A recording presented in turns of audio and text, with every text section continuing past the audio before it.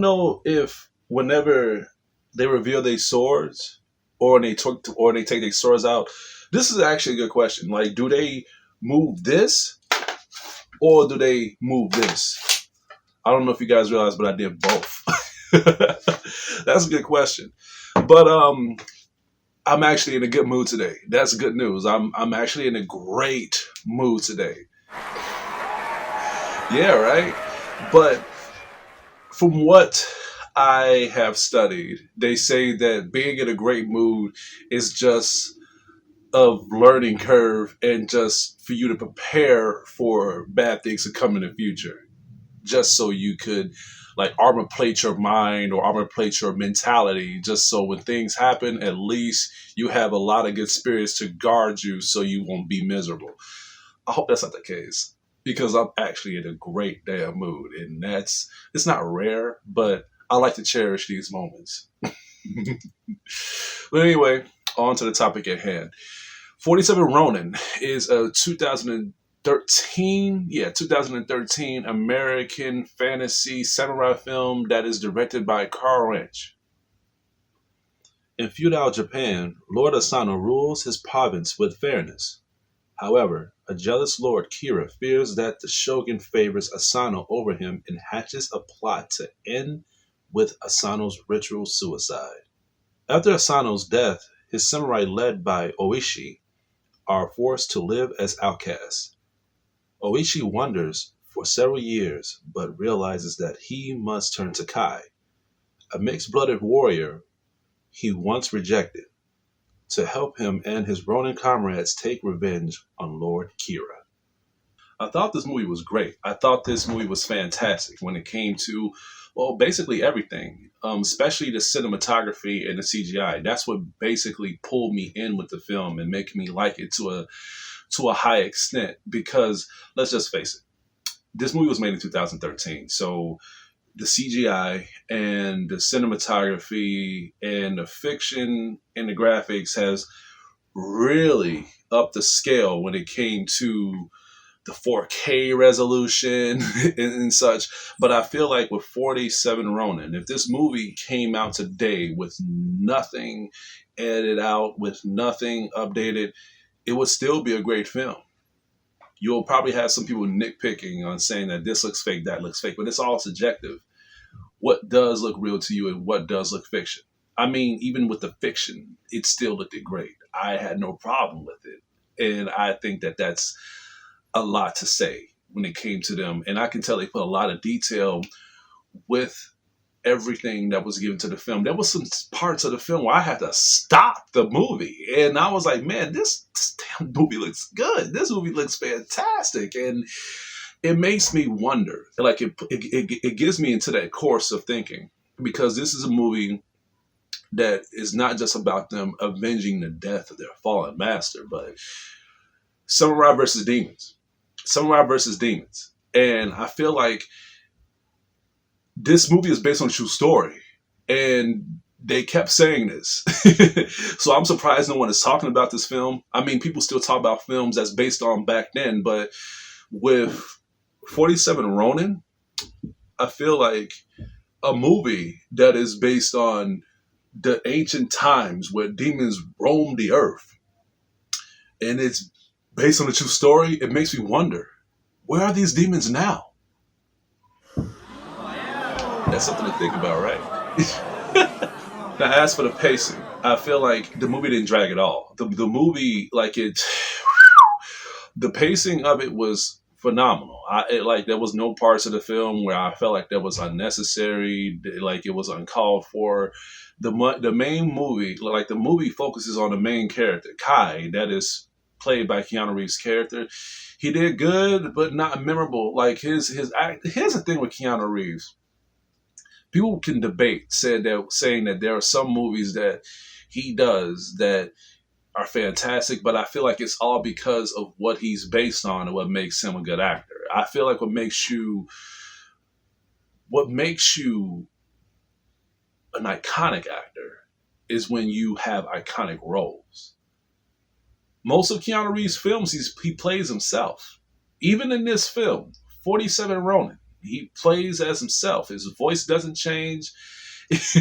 Like there's nothing about him that stands out. Even if you look at Point Break, The Matrix. I'm not gonna say John Wick because John Wick is brand new. But if you want to put it in that genre, we can. Same attitude, same voice, same chemistry. Oh whoa, yeah, I guess it's my, I have to do what I have to do. Just same slick, rugged voice. I feel like maybe if the movie was in Japanese, then they'll put more effort into his acting ability, and it'll probably be memorable to the point where it is iconic. But it sounds like I'm bashing his character, but no, like he did good. Like I feel like if anybody would have did what he did, it would have been a good job. But he pulled me in. His acting was believable. I loved his character, Kai, because when he was adopted, they found out that he is later into the film half demon, half human.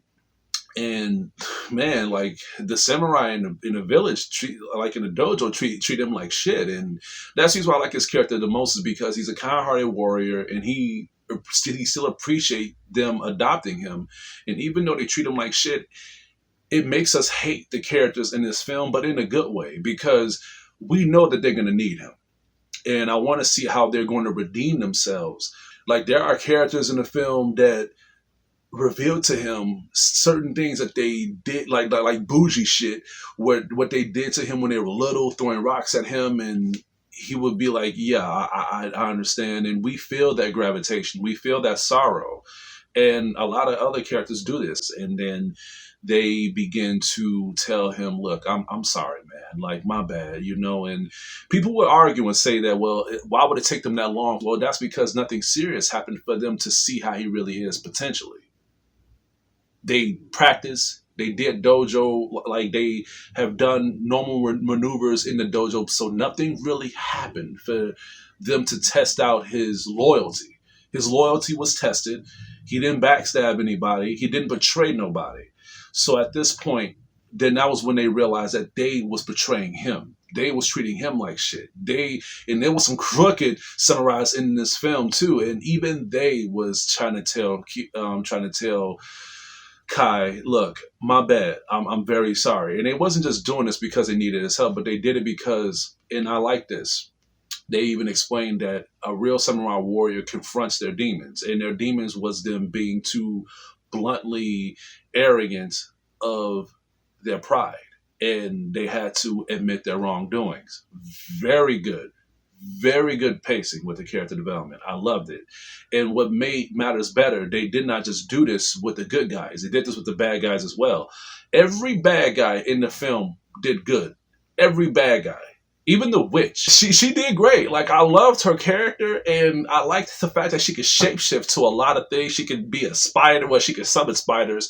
She can turn into a fox. She could turn into a dragon. Like, there is so many shape-shifting things that she can do with her summoning. And like, again, with the CGI and the cinematography, I was pulled in. I'm like, holy shit, like this is getting good.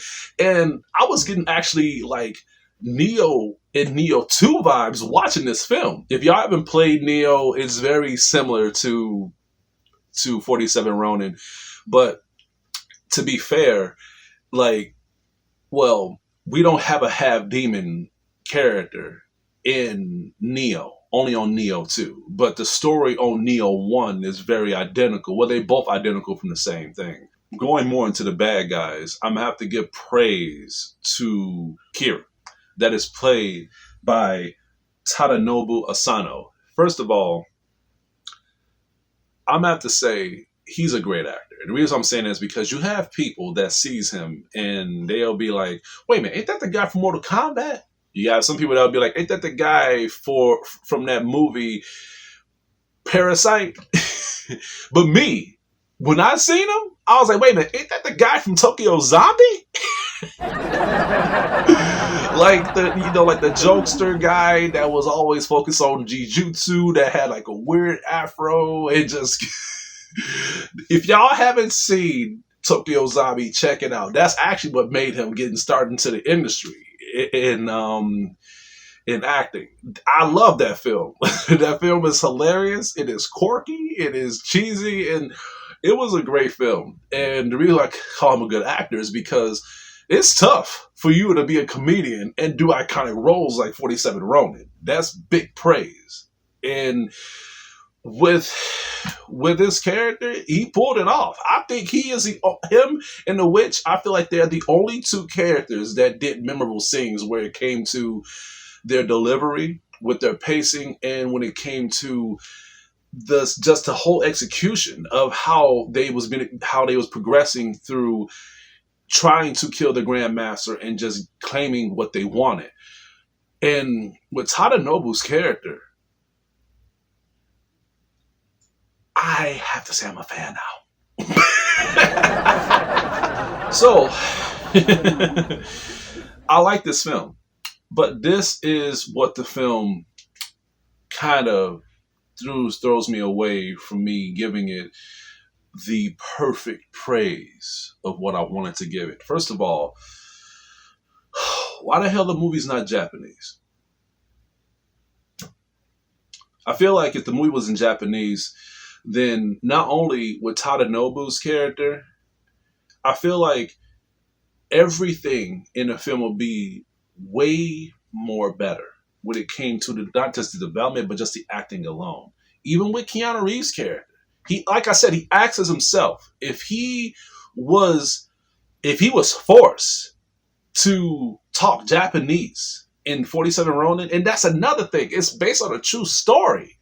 So when you want to have it based on real talking, I'm just being honest. I'm not trying to be facetious. I'm just being honest. And I felt like that was like, to see Japanese people talk in a film that is in Japan, not in America, and they're talking in English. I don't know if it's just me, but it stands out. And I'm like, no, no. That's the reason why I give so much praise to 13 Assassins, because I was bought in. And not only that I was bought in, but I felt like I was attached to the character to the point where I felt like I was there. I felt like I was around those times. And when you have the cinematography done, when you have the pacing done, when you have the execution done, at this point, when you are at those areas where they do not speak English, that's when the movie is at risk. And with 47 Ronin, you did everything right except the language. Now, can you put it in Japanese? You probably can. But I feel like by having in default English, if it's in Japanese, I'm pretty sure the lip syncing is not going to be great. I'm pretty sure the lip syncing is going to be terrible. So it's a problem, in my opinion. And not only that, but the movie, I'm surprised that they showed some of the shit they showed in the film. A lot of the action, they have decapitations. There's even a lot of harakiri. If you don't know what harakiri means, it's a lot of suicide. But they show it, but it's not. There's no blood. Like, and I feel like this movie should have been rated R. It should have been rated R. But instead, we have like a samurai film that is a little bit like Doctor Strange. And I'm pretty sure if Disney got their hands on this, they would have made a film like this. I was getting a lot of Disney vibes watching this film. I would say Marvel, but Marvel is owned by Disney. So yeah, Disney. But overall, the movie is good. Like the movie is great. It has those little problems, but at the same time, it's not enough for you to give this movie a pass. You should definitely check it out, in my opinion. Like you would be satisfied. I'm gonna have to give 47 Ronin a C. Guys, the movie is great. The movie is good. And for me being a critic, I have to mention certain things on films that needs to be addressed and needs to be corrected. And people are being smart now. Some people back then that probably seen this movie probably didn't have no problem with the language and had no problem with the rating. But with people like me that when it comes to movies, when it comes to the pacing, especially in these days, especially like the stuff that is given now, I feel like this movie should have had an R rating. It should have been in Japanese. Period. I'm not gonna speak in fake Japanese, okay? I did that and I got made fun of. Actually, no, I didn't. But anyway, that's all I have to say for today. Please stay tuned for more upcoming reviews and videos headed towards your way. This is Hugo, your critic teacher, and you guys have a damn good day.